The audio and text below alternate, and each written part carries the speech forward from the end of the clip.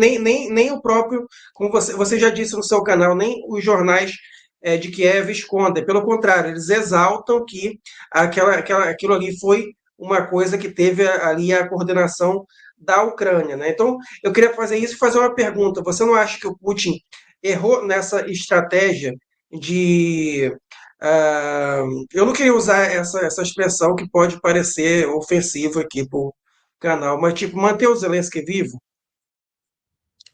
Você não Zé, acha que deveria ter aquele ataque tipo, vamos dizer, não parecido com que os Estados Unidos fizeram no Iraque, né? Mas, ou na Líbia, de destruir o país inteiro, mas pelo menos a decapitação do líder. Tipo assim, não iria mostrar para a OTAN. É claro que o Zelensky a gente sabe que é um fantoche, que quem manda é os Estados Unidos. Mas isso não deixaria o exército confuso, o exército ucraniano, de certa forma, confuso, as lideranças confusas, ou por exemplo, se fizeram isso com o Zelensky, na minha opinião, ficou assim, as pessoas têm um senso de preservação. Qual o presidente que gostaria de assumir e continuar a guerra depois que a Rússia, por exemplo, lançasse um míssil em cima do Zelensky? Qual presidente teria a coragem de ir lá? Não causaria uma certa confusão? Isso também faria a OTAN perceber que a Rússia está falando sério? E a OTAN também ó, ficar com medo de continuar esse apoio? É a minha tem pergunta, duas entendeu? coisas, tem duas coisas que você falou aí que são muito interessantes. Primeiro é o seguinte: as forças ucranianas estão lá na Síria há mais de um ano, treinando, ajudando, financiando via OTAN a turma lá na Síria, em resposta à Rússia. Isso nunca foi escondido de ninguém, nem o Zelensky. O Zelensky já falou isso várias vezes. Estamos ajudando a democracia na Síria, e já falou isso várias vezes. Então, eu acho que também é uma falha o governo sírio e o governo russo permitirem que essas tropas ucranianas estejam em território sírio treinando essas tropas. Isso, para mim, é um absurdo. Com satélite e com drone, já era para você ter atacado esses centros de treinamento e ter falado o seguinte: não, o nosso ataque não é a Síria, nem aos sírios. São aos ucranianos que estão na Síria. E a ordem para atacar eles é do presidente Bashar al-Assad, que não quer ucraniano na Síria. Porque Israel fez isso o tempo todo. Israel atacou iranianos que estavam no Líbano e iranianos que estavam na Síria. E iranianos que estavam no Iraque. Em todos os locais onde os iranianos andam da seara diplomática e militar, andam no Oriente Médio, são alvos de Israel. Os russos não fizeram isso. É curioso você falar isso, porque o Putin é malvado, é fascista, é ditador, mas está abrindo mão de matar o inimigo. Está abrindo mão de matar o inimigo. Então errou que permitiu que eles estivessem em trânsito livre na Síria. E não pode nem dizer que não sabia, porque todo mundo sabia. O próprio Zelensky falou, os militares falaram, todo mundo sabia. E a Rússia é um país que tem uma inteligência que sabe de tudo. Sabe, inclusive, o que a gente está falando agora, não tem a menor dúvida disso. Voltando para a guerra contra a Ucrânia, eu já me perguntei isso várias vezes, por que é que a Rússia não ataca centros de decisão ucraniano? Por que o parlamento ucraniano nunca foi bombardeado? Como é que a sede do governo nunca foi bombardeada? Como é que o Zelensky nunca foi atacado? Como é que nenhum ministro da guerra foi atacado? Como é que altas autoridades militares ucranianas, que são responsáveis, não pela guerra, inclusive por ataques terroristas dentro da Rússia, dentro de Lugansk e Donetsk, não foram alvo de ataque? Então, eu acho que é um recado ruim esse. Em português, a gente poderia dizer que é um polianismo do governo russo de evitar ser chamado de violento, de muito violento, achando que pode haver, por parte da OTAN, alguma concessão numa negociação. Eu acho que isso é um equívoco tremendo do Kremlin, achar que pode dourar a pílula. A propaganda, a campanha de calúnia, de defamação do presidente Putin não vai ser maior nem menor se ele matar o Zelensky. Nem maior nem menor. E já era para isso ter acontecido. Entendeu? Guerra é guerra. Você pode ver que quando eles tiveram oportunidade, eles conseguiram jogar um drone no telhado do Kremlin. Quando eles tiveram oportunidade. Aquele drone que eles bateu lá no telhado do Kremlin, que explodiu, saiu de um veículo que estava estacionado próximo ao Kremlin. A Rússia depois investigou e descobriu, entendeu? Não sei se prendeu as pessoas, mas descobriu. Foi notório que o atentado lá na Ópera de Moscou era algo que estava na conta do serviço de segurança ucraniano. Porra, não houve cento e tantos civis russos mortos lá, né? E aí, como é que ficou essa parada? Então, eu acho que a Rússia falha em permitir que, inclusive, vejam, essas autoridades da OTAN frequentemente estão em Kiev e não são alvo de nada, tem trânsito livre. São pessoas que vão lá vender arma, entregar informação, dizer aonde que eles têm que atacar. A Rússia tem mísseis e armas para fazer ataques fantásticos que a gente não tem nem noção do que ela é capaz de fazer.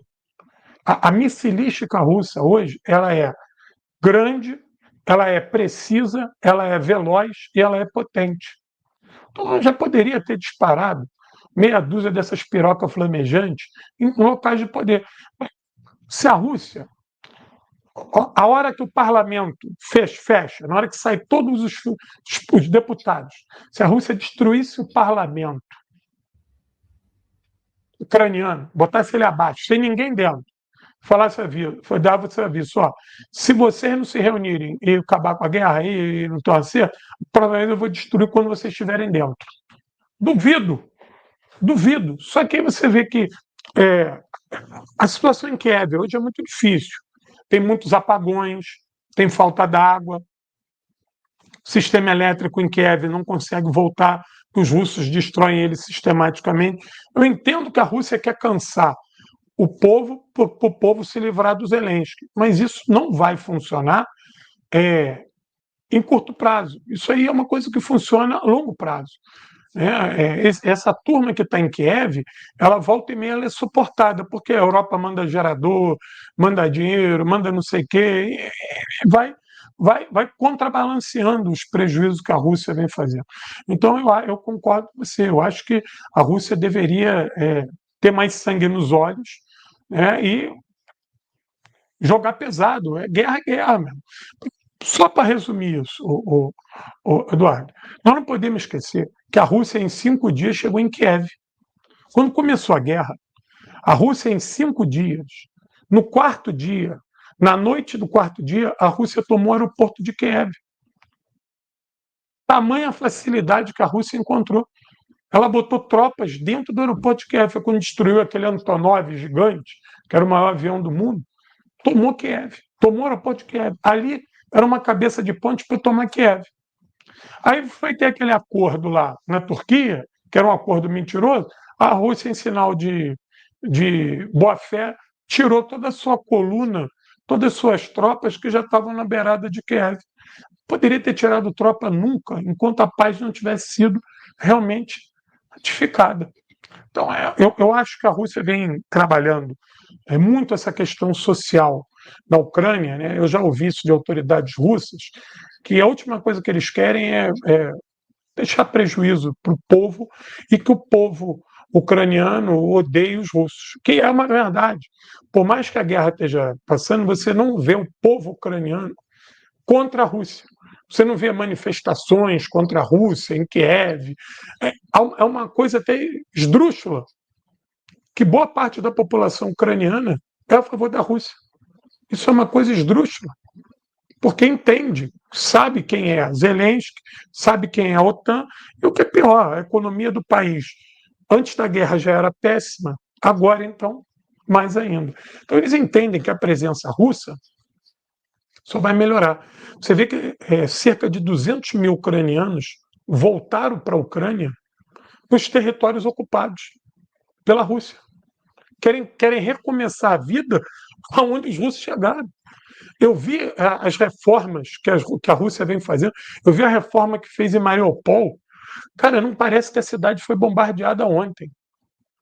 Até o shopping voltou a funcionar, uma coisa de louco. A engenharia russa botou a cidade em pé toda de novo, convidando as pessoas para morar, está reconstruindo casa, construindo.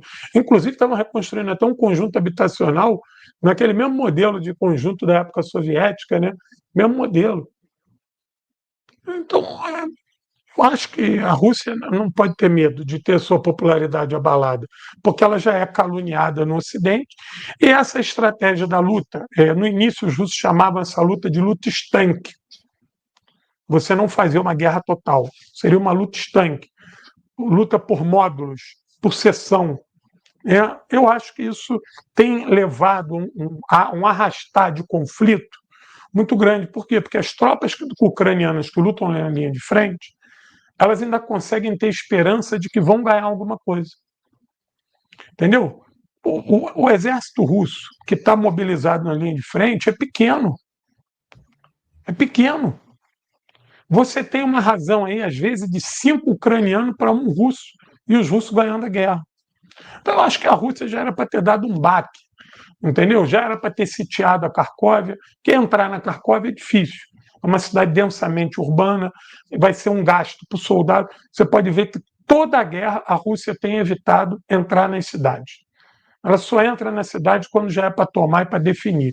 Eu acho que tomar a Carcóvia vai ser muito difícil pela densidade urbana, para tu ter cercado a cidade, deixado um corredor para oeste e ter falado para a população: olha só, a cidade está cercada, tem esse corredor aí para vocês irem embora para Kiev.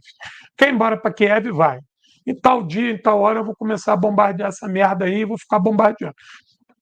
A população da Kharkov ia sair da Kharkov, ia para Kiev, ia causar o caos em Kiev. Kiev não suportaria. Lógico que o Zelensky ia ter que negociar. A questão de Odessa. Porra, a União Soviética era uma das forças no mundo com maior capacidade anfíbia. Maior capacidade anfíbia. Os soviéticos treinavam um dia sim, outro também, desembarque anfíbio. Isso era uma temática dos soviéticos. A Rússia é herdeira disso. Pô, eu não acredito que a Rússia não consiga fazer um desembarque anfíbio em Kherson e dali tomar Odessa. Porque se toma Odessa, você fecha a Ucrânia, você vai falir a Ucrânia. A Ucrânia vai perder o porto mais importante nela. E nem pode dizer que vai ser uma manobra arriscada militarmente, porque as forças militares ucranianas que estão em Odessa nem são forças principais. E mais, existe uma resistência russa em Odessa que volta e meia sabota as coisas lá. No outro dia, a resistência russa, lá, a população, sabotou um Ilmar. Teve um Ilmar que parou de funcionar. A população foi lá e destruiu a porra lá, o grupo de resistência russo que opera nas sombras lá em Odessa. Eles sabotaram lá um IMARS, lá, uma plataforma IMARS. Então, eu acho que a Rússia já deveria ter mostrado um pouco mais de impetuosidade. Acredito que já poderia ter definido esse conflito. E com a vitória na mão já, porque a Rússia tem condições de ganhar a guerra. Só que existe, Eduardo, eu conversando com alguns especialistas russos, existe uma corrente hoje no Kremlin que acha que a guerra em conta-gota favorece a Rússia. De ficar ali desgastando a Ucrânia, desgastando a OTAN, levando a contradições na Europa. E, por exemplo, a Rússia trabalhou a vida toda, para o conflito se estender até pós-eleição, porque a Rússia apostava numa vitória do Trump. A Rússia, nós aqui que desejamos ver o conflito encerrado, de repente, pelas armas, para acabar logo essa matança, a Rússia aposta que pode levar isso. Agora nós temos uma contradição, a OTAN versus Trump, Trump versus OTAN. Tem uma contradição aí. E a Rússia adora isso. Isso é um jogo político do Kremlin. O Kremlin aposta muito mais nesse xadrez diplomático do que nas suas armas, mesmo sabendo que as suas armas são poderosas e que, obviamente, já poderia ter ganho. Porque se em torno de 150 quilômetros de linha de frente, 200, acho que no máximo, né, de linha de frente, a Rússia tem dia que faz operação em toda a sua linha. Toda a linha de frente assalta. toda a linha de frente avança. Pô, isso é uma coordenação do caralho, isso é fantástico. Isso era uma coisa que a gente conseguia ver o Exército Vermelho da União Soviética. Nenhum outro exército no planeta conseguia lutar numa linha tão extensa, cento e tantos quilômetros, que também era a característica da guerra naquele momento, e os soviéticos estavam lá do Mar Negro ao Báltico, do Cáspio ao Báltico, e envolvendo tropas de céu, terra e mar. E a questão desses rios, né, Dniepro, Volga, os soviéticos treinaram assaltar esses rios, Vístula, Oder, Neisse e mais. Depois da guerra, os soviéticos fizeram, todos os tanques soviéticos tinham que ser anfíbios, para acabar com essa lenga-lenga de balsa. Não precisa de balsa. Balsa é o caralho, o tanque vai entrar e vai embora. Balsa vai carregar caminhão. Eu lembro daqueles T-72 que tinha aquele snorkel gigante. O snorkel era para a torre estar ativa ali, cara. Tu ia respirando ali e o tanque poderia ir embora, dentro d'água. Era uma coisa fantástica isso. Então, os russos são herdeiros disso, dessa manobra. Eles têm essa expertise e até melhoraram isso. Né? Preferem não usar. A quantidade de tropas que a Rússia tem na linha de frente é ridículo pelo tamanho da luta. Tu quer ver uma coisa que eu não entendo? Para que a Rússia ainda fica cozinhando galo em Kursk? Kursk tinha sido limpa, praticamente. Agora voltou mais 30 mil ucranianos. A Rússia, pelo satélite, viu eles voltando para Kursk. Por que não atacou eles lá na retaguarda, quando eles estavam fazendo a transição? Não. Não seria Fala, para Eduardo. poder justamente atrair eles, para bombardear eles lá e acabar com as Sim, reservas? Pode sim. ser uma estratégia, que eu estou vendo muito isso, né? Que as Eu pessoas. acredito que seja uma estratégia. Só que isso é mais demorado, entendeu, Eduardo? Não, não é mais custoso. Não é mais custoso. Os russos não vão perder mais gente por causa disso. Mas isso é uma coisa que a Rússia definiu. Não, vamos ficar moendo essa guerra aí devagarzinho e deixa. Permite, a Rússia permite vários momentos que o inimigo se mova, que o inimigo troque de lugar, que o inimigo procure posição melhor. Entendeu? É risível isso. Por quê? Porque a definição política da estratégia russa, existe essa linha no Kremlin, hoje é majoritária. O homem, o senhor da guerra, quem é contra isso é o Medvedev. O Medvedev é o homem que, se fosse ele já ia mandar soltar as pirocas flamejantes, passa com o trator por cima. Ele é dessa linha, entendeu? Mas o Putin e a turma dele aí são uma questão mais estratégica. Eles entendem que a vitória não tem que ser só no campo de batalha, ela tem que ser diplomática e política. Só que o centro de decisão da Ucrânia não é na Ucrânia. A leitura que a Rússia faz é: nós não temos que derrotar a Ucrânia na Ucrânia, nós temos que derrotar a Ucrânia em Bruxelas e Washington. E para você derrotar em Bruxelas e Washington, você precisa que a guerra continue gerando as contradições na sociedade ucraniana e no meio político estadunidense e europeu.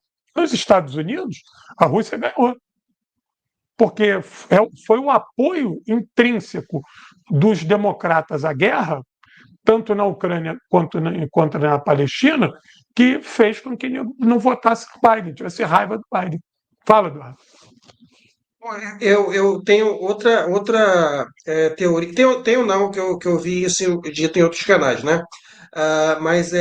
Mas uma coisa interessante eu queria perguntar para você. A Rússia está lucrando muito com essa guerra? Porque pode ser isso também. Porque lembrando, essa guerra foi feita para tentar falir a Rússia. A Europa tentar falir a Rússia. Aconteceu exatamente o contrário, né?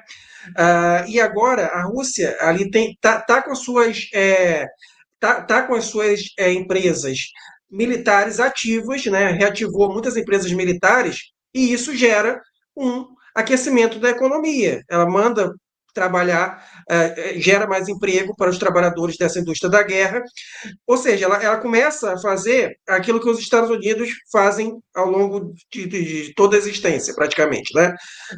Desde que se tornaram império, os Estados Unidos fazem isso usando a guerra para movimentar a economia. A Rússia está fazendo isso de uma maneira mais extensa agora, já que a Rússia não costuma fazer muitas guerras, pelo menos depois da Guerra Fria, não costumou fazer muitas guerras ao redor do mundo. Então, pode ter também esse fator econômico. Vamos continuar com essa guerra assim para a gente movimentar nossas indústrias até o quanto seja possível para a gente continuar movimentando a nossa economia e assim não sentir os efeitos das sanções. Seria isso? Poderia Ah, ser isso também?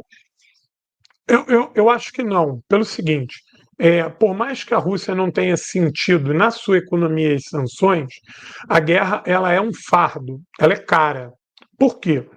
Porque a Rússia não tem dólar. A Rússia não tem dólar. Ela vai fabricar tudo, todo o material de guerra dela é material nacional. Os Estados Unidos, quando faz da guerra um negócio, ela está botando o privado para vender arma para o governo, o privado vende arma para o governo, e aí essa ciranda louca do capitalismo ativa aquela sociedade de consumo. Mas a maioria acho que todas as empresas bélicas russas são de novo estatais. Ou tem algumas que até é capital misto, mas é majoritariamente estatais. Então eu não sei se nessa relação público-público tem um lucro tão grande quanto tem para os Estados Unidos o privado, o público pagando ao privado. Entendeu? Não sei se existe essa lucratividade. E o fato dos Estados Unidos ter dólar também é mais fácil. Agora, a guerra trouxe coisas positivas para a Rússia. Talvez parte dessa continuação da guerra seja isso. Primeiro, há toda uma unidade em cima do presidente Putin. Segundo, que a economia russa, eles fizeram a substituição de várias importações. Eles passaram a produzir eles um bando de coisa. Né? E a presença do capital russo cresceu na área pós-soviética, na África, na América Latina, e as empresas públicas russas também. Elas passaram a assumir um papel estratégico fora das suas fronteiras, coisa que antes estava muito ligado às fronteiras russas e ali aqueles países fronteiriços do espaço pós-soviético. Nesse sentido, há lucratividade, a Rússia lucrou com isso, mas não financeiramente. Eu acho que essa guerra deve ficar ali na casa do empate. Eu não sei se, como você citou o exemplo dos Estados Unidos, que eles engordam com a guerra, né? Até porque é uma miríade de interesses. É o Estado estadunidense pagando, enchendo o rabo dos barões das armas. Aí essa montoeira de dinheiro vai para a ciranda do capital. Na Rússia, não. Você não tem o privado lucrando com as armas, porque as armas são públicas. Agora, houve sim a modernização do arsenal russo, o maior número de empregados. Internamente, há uma aquecida na economia. Eu vou dizer uma coisa para você: eu estive em Kaliningrado em março e abril desse ano. Pô, cara, o Kaliningrado não fica atrás de nenhuma grande cidade europeia, a nível de vigor. E o que eu vi? As coisas são bem baratas, entendeu? Em Kaliningrado, o poder de compra do rublo é alto. O poder de compra do rublo é alto. Eu passei lá em Kaliningrado, fomos em restaurante, e a gente estava meio receoso de onde comer, porque tinha pouco dinheiro. A gente descobriu que o dinheiro nos permitia, o dinheiro russo, que lá não aceita dólar nem euro. Esquece isso. Por pouco, eu e o Guilherme não dormimos na rua, porque não aceita cartão de crédito de nenhuma das bandeiras nossas, está tudo cancelado lá. Nós só tínhamos dólar e euro, e a gente teve que pedir, pelo amor de Deus, o cara dar um quarto para a gente dormir. O cara não queria alugar, porque a gente não tinha rublo. Entendeu? Então, vê que o avanço que eles conseguiram, não tem nem a moeda dos caras transita ali. E eu vi uma Kaliningrado punjante. Nós fomos num restaurante que era num shopping, fera, no Praça da Vitória, e a gente falou assim, pô, vamos só ver o preço para ver se dá. Mas a gente já foi sabendo que não ia dar para sentar no restaurante. Quando a gente viu o preço da coisa, pô, a gente tem que estar fazendo a conta errada. A gente perguntava várias vezes para o cara se era isso, se essa conta era essa mesmo, porque era, assim, foi algo extremamente barato. A gente, um restaurante de luxo, comemos carne, tomamos cerveja artesanal, fizemos o diabo. Ficamos horas comendo. No final, a conta deu R$ 120 para duas pessoas. Eu paguei 120, o Guilherme pagou 120. Porra, como é que pode isso? Então, eles conseguiram, inclusive, produzir uma sociedade que, na área de serviços e esses bens de consumo, tem um preço até relativamente bom para a sua população. Então, a guerra trouxe isso, né, uma virada na sua economia. Agora, não sei se é lucrativo como os americanos fazem, de transformar a guerra numa máquina de dinheiro.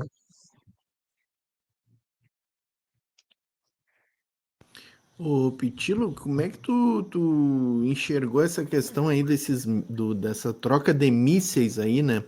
Essa loucura do Biden aí liberando quase no apagar das luzes do governo dele, né? Liberando os mísseis de longo alcance e o nosso super míssil russo, né? Apavorando a OTAN, né? Fala um pouco para nós sobre essa questão aí. Portinho, o Biden, ganhando ou perdendo a eleição, ele ia liberar os mísseis. Os russos já sabiam isso. Ele só não liberou os mísseis antes porque tinha eleição. E ele sabia que isso ia contar contra ele. Só que ele imaginou que ele ia ganhar a eleição. Entendeu? Por quê? Já era uma exigência da Ucrânia os mísseis. Só que esses mísseis, na mão da Ucrânia, isso é uma firola. Por quê? Esses mísseis são muito caros. Muito caros. Para você entregar isso tudo para a Ucrânia vai lançar esses mísseis, não vai ter jeito. Ganha para ganhar, vai lançar. Só que as contramedidas russas são de alto grau. A Ucrânia jogou mísseis agora na Rússia para testar o tamanho da resposta russa. E eles viram que a resposta russa é grande. Num local onde eles mandaram 8 mísseis, 7 foi derrubado e um chegou avariado. Então, eles já perceberam, eles vão soltar mais aí. Eles estão tateando a defesa russa para saber aonde que tem um corredor, onde que eles podem, de repente, lançar 10, 15, 20 mísseis desses e produzir um apavoro. Aonde eles têm mandado, que é onde interessa a eles, os russos botaram ali uma contramedida importante. Esses mísseis, pela posição que eles têm, não chegam em Moscou. Então a Rússia, sim, os vê como uma ameaça, mas não como estratégico. Mesmo que esses mísseis possam chegar a Moscou, as defesas russas vão agir. Então esse ataque ele vai ser muito pontual a Moscou. Agora, o que adianta você ter um míssil desse? Porque esse míssil ele não é uma arma tática. Em tese, ele é uma arma estratégica. Você vai usar ele para conseguir depois um outro objetivo. Então, eu vou lançar esses mísseis ali, vou destruir tudo ali e vou ocupar aquilo ali. Só que a Ucrânia não tem tropa para avanço. O míssil na mão dela vai ser uma arma de vingança, pura e simplesmente. Então, estrategicamente, a OTAN deve pensar assim: eu vou dar esses mísseis para esses caras. Isso custa caro para caralho. Vou dar. Eles vão lançar essa merda. Não vai produzir o efeito necessário. Então é melhor a gente dosar isso aí e deixar só na propaganda. Porque a entrega dos mísseis foi que nem a história que iam chegar os tanques Abrams. Entregaram 11. Depois que foram destruídos 4 e capturaram 3, acabou. A ordem do governo americano foi tirar todos os tanques Abrams da linha de frente. Recolhe. Porra, não dá. A gente manda 11, já tem 7 destruídos, para. Agora a história do F-16. Né? Eu entregar aí o avião F-16, um foi destruído no chão. Não deu nem tempo de levantar. Então, entendeu? Essas armas, elas começam a contar quando você tem tropa para seguir, tropa no terreno. Porque você vai ter a vitória estratégica, destruir todo o exército do Portinho ali, A guerra é que nem na política, não tem espaço vazio, tem espaço a ser ocupado. Se eu tirei a tua tropa dali, eu tenho que ocupar. Se eu não ocupar, tu volta. A tua retaguarda vai ocupar aquilo ali. E o Zelensky, ele não tem condição de avançar sobre a linha russa nenhuma. Da onde que ele vai tirar a tropa para avançar? Fala, Eduardo. É engraçado, né? Porque a gente vê canais ucranianos aqui no YouTube, né, dizendo sei lá, que a Ucrânia já ocupou a Crimeia 5 vezes, né? Está perto de estar chegando lá na Crimeia. Eu queria fazer uma pergunta, que eu já fiz a pergunta para você, mas é uma pergunta realmente incisiva, né? Alguma vez, durante todo o período da guerra, chegou a mínima possibilidade da Ucrânia vencer a Rússia? Nunca. Até porque se tivesse a possibilidade da Ucrânia vencer a Rússia não entraria em guerra contra a Ucrânia, né? A última coisa que ela iria fazer é entrar em guerra com quem ela poderia derrotar ela. É óbvio que não. Olha, nós temos algumas ressalvas que é preciso dizer. O exército ucraniano, antes da guerra, era um dos exércitos mais poderosos da Europa e do mundo, a nível de tropa, de equipamento, de tecnologia, era um exército grandioso. Porém, esse exército grandioso ucraniano, ele foi destruído no primeiro ano de guerra, completamente. No primeiro ano de guerra, a Ucrânia perdeu a sua capacidade aérea, perdeu toda a sua capacidade de transição, ou seja, ela não consegue fazer aquela transição retaguarda, vanguarda, rapidamente, ela não consegue mover tropas. E outra coisa, ela perdeu a sua mobilidade no campo de batalha, porque ela não tem aviões para proteger. E chega lá no campo de batalha, ela não tem mais tanques nem blindados, não tem cavalaria blindada, ela depende do fornecimento europeu, e o fornecimento europeu é uma miríade de armas. Então você não tem nem a uniformização do teu exército. Cada hora tu recebe um veículo diferente, com uma instrução diferente, com uma pegada diferente. Então você fica... a tua linha de frente ela é caótica. A tua linha de frente na Ucrânia ela é caótica. O problema também é o seguinte: esse exército ucraniano ele perdeu, ele acabou com toda a herança soviética. Esse exército ucraniano é um exército da OTAN, treinado e equipado por coisas da OTAN. Então, a doutrina deles é uma doutrina OTAN. Eles não têm a capacidade de fazer essa luta que a Rússia faz de pequenas unidades, de grupos de assalto, de patrulhas ativas. Eles não têm isso. Perderam isso. E os russos, no primeiro ano, não só destruíram a força aérea e a força de tanques, como as principais linhas defensivas ucranianas foram rompidas. E aí qual foi a estratégia ucraniana? Ocupar grandes cidades e ficar travando luta de dentro dessas cidades. Primeiro um perímetro maior, depois um perímetro menor, depois a luta é dentro da cidade. Os russos não entram, castigam a cidade com morteiro, com obus, com míssil, e vai castigando aí, começa a atacar a retaguarda também. A missilística russa permite que você ataque rota de suprimento. Então, daqui a pouco, tu está dentro daquela cidade, os suprimentos estão faltando, tu não consegue ser abastecido, e daqui a pouco o russo está na porta da cidade. E tu, para não ser cercado dentro da cidade, tu recua para outra. Então a Ucrânia hoje vive disso, de recuos de cidade em cidade. Quando a gente pega, quando eu falo disso no meu canal, eu costumo abrir o mapa do Google Earth e fico mostrando, ó, aqui é um perímetro aqui na cidade, perímetro urbano, eles estão lutando aqui. Porque a ideia do ucraniano sempre foi, essa era a doutrina da OTAN. Numa invasão russa, nós vamos lutar com os russos dentro das cidades. Por quê? Vai neutralizar os tanques russos e você não vai sofrer o bombardeio russo porque as linhas de frente vão estar coladas. Está sujeito o avião a atacar sua própria linha. Então a gente vai transformar as nossas cidades em grandes bunkers. Era a tese da OTAN. Berlim vai ser inexpugnável e por aí vai. E tinha todo um plano de defesa estática. E, em tese, a Ucrânia repete isso, porque hoje os especialistas que alimentam o exército ucraniano são especialistas da OTAN. E me admirou que aqueles velhos generais da época soviética já não estejam nenhum deles mais ativo. Já não tem mais nada. Você vê que esse exército ucraniano ele não mostra a mínima intimidade no combate. Mostra. É um exército também de mercenários, né, que se diga, é difícil você trabalhar com mercenários. Mercenário funciona só quando está avançando, só quando está ganhando. Mercenário não consegue trabalhar com derrota, com recuo.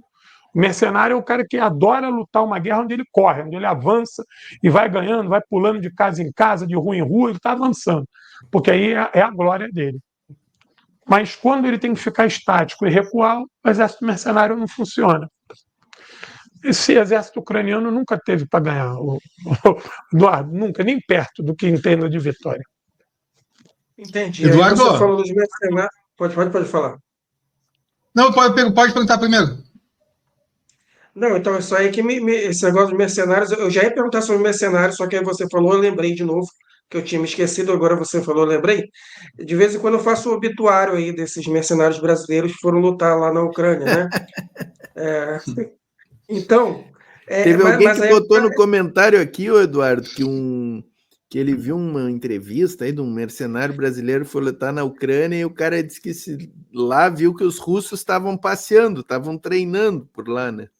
Voltou apavorado. não, é um vídeo que eu reagi no meu antigo canal, eu tenho em backup, eu só não coloco de novo porque eu tenho medo que alguém denuncie por discurso de ódio, porque eu estava reagindo a um vídeo desse ataque que teve, o primeiro ataque russo contra brasileiros, geralmente, eu acho que foi naquela base que fica em Lviv, né? Lviv, que é a parte ali que fica mais próxima da Europa ali. Então ele estava gritando, né? Tinha ali um conglomerado ali, várias pessoas gritando em línguas diferentes ali, né? Vários mercenários estrangeiros, e tinha o brasileiro De lá tudo quanto é nome. chamando o amigo dele, Micho, Micho! E o engraçado é que ele gritava literalmente: cai míssil todo dia, cara! Cai míssil todo dia! Segunda-feira eu vou para casa. Cara, eu morria de rir, cara, eu juro. Eles falam isso, cara, eles falam isso. Literalmente isso: cai míssil todo dia, segunda-feira eu vou para casa. Eu morri de rir, porque, cara, o cara sai do Brasil, vai lá fazer um papelão desse. É. Meu Deus do céu, que ele achar que guerra é videogame, dá tempo de tu aperta o play, pega a arma, se equipa, vai pro campo de batalha andando. Ele acha que é isso, só que não é, né? Muitos acreditavam que iriam fazer, além de ganhar uma boa grana, eles acreditaram também que iam sair dali para ter respaldo para trabalhar para essas empresas mercenárias americanas em todos os lugares do mundo. Eles acreditaram nisso. Ali é a porta de entrada para a gente fazer mais negócios desses em algum lugar do mundo. Mas se viu que não, porque a coisa lá é muito dura. E teve aqueles também que acharam que iriam conseguir algum tipo de fama, né? Que isso ia trazer para ele a internet, que ele ia ser o guerrilheiro famoso da internet, com o canal dele, que o relato dele da guerra. Só que eles chegam lá, eles são expostos a uma situação de frenesi tão grande que o cara não consegue criar canal. O cara não consegue comentar, falar nada, ter o mínimo, porque a bala está voando, tem ordem para fazer, o fuso horário é diferente, ou está muito frio, ou está chovendo, o russo está chegando, então o cara não consegue. Aquele picareta daquele que morreu lá, que matou o irmão e foi para lá, que era policial militar. Panavo, Max Panavo. Esse bobalhão ele não estava na linha de frente. Ele ficava fazendo aquele canal dele todo porque ele não estava na linha de frente. Entendeu? Aquele cara não estava nem em combate. Ele ficava na firula dele ali, e mostrando arma, e fazendo não sei o quê. O cara tinha aparelho no dente. Eu fico imaginando, tu na guerra, quem já usou aparelho sabe, como é que tu vai cuidar do teu dente? Aí, eu também usei. Como é que tu vai cuidar do teu dente com aparelho na linha de frente? Pô, tu come um biscoito, aquela porra já está lotada de comida. Imagina tu com aquela ração, o arame solta, que não sei o quê. Ele tinha aparelhinho. Aí, cara, com o RPG, a farda daquele homem estava sempre limpa. Nunca vi uma. Ó, gente, eu jogo airsoft. É bolinha de plástico. Eu chego em casa todo sujo. É impossível. O cara estava na guerra, estava em pecado. O único dia que ele foi para a guerra foi o dia que ele morreu. Foi o dia que a artilharia russa triturou ele. E detalhe, não tem corpo até agora. Não tem corpo. O cara falou, ó, não tem corpo. Aonde ele está, impossível chegar. E quem estava com ele disse que o corpo dele foi feito em pedaços. Tadinho, não deu nem para catar o aparelho no dente. Mas é isso que eu queria falar, que é a minha preocupação, né? Ok, morreu lá, ficou lá, tudo bem. Agora, os que voltam, eles poderiam ser elementos de agentes do caos, um possível golpe no Brasil, uma desestabilização da OTAN no Brasil, esse que é o problema. Eu acho que eles poderiam compor. Só que é o seguinte, tu já tem tanto militar aqui no Brasil que quer prestar esse serviço, não é essa meia dúzia de bundão que vai falar isso. Tu acha que esse meia dúzia de bundão vai tomar a vaga do general? Pô, o general quer ser o homem da OTAN aqui. Porra, vou dar o golpe no Lula, vou ser o homem da OTAN. O sonho do militar brasileiro é servir cafezinho no Pentágono. O militar brasileiro tem esse sonho. Meu sonho é Exatamente. servir cafezinho no Pentágono. Ele não tem honra e glória, não. Eles são antipovo e antipátria. Esses aí não iam ter vaga. Não iam ter vaga. Os generais não iam permitir, não. O general falar, não, eu sou homem. O sonho deles é fazer massagem no pezinho. Pois é, esses reacionários que vão para lá, o meu medo é que eles sejam agentes do fascismo aqui, entendeu? Que eles sejam agentes do fascismo. Esse é o medo, porque é óbvio. Para estar indo para a Ucrânia, o que esse cara não pensa, a visão dele, né? No outro dia, eu vi um brasileiro, esse que morreu agora por último, o idiota estava com o distintivo da FEB. Que pode, cara? O cara com o distintivo da FEB lutando do lado dos Não tem fascistas. nada de história, não tem nada de história, não tem de nada. Isso foi uma coisa que eu ia falar que eu esqueci, o Eduardo. A Rússia sabe onde são as unidades do Azov, pô, que não estão na linha de frente. A Rússia já não jogou meia dúzia de quinzal nesses caras e não matou todo mundo. Entendeu? Esse tipo de coisa que. Aí tu entende que a política russa para essa guerra é uma coisa a passos lentos, é uma coisa que. Conflito tem que continuar existindo, entendeu? Porque a Rússia não quer derrotar a Ucrânia na Ucrânia, quer derrotar a Ucrânia nos Estados Unidos e na Europa.